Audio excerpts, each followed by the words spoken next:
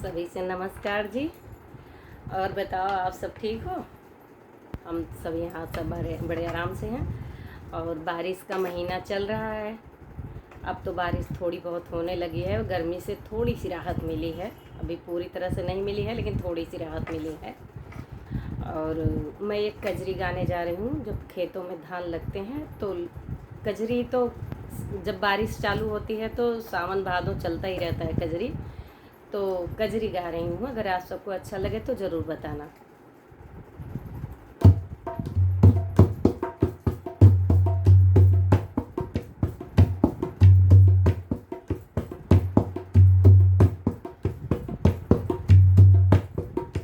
पनिया गिरा भरा खेत मन में, धनवा लागई लागे ना। पनिया गिरा भरा खेत मन में, धनवा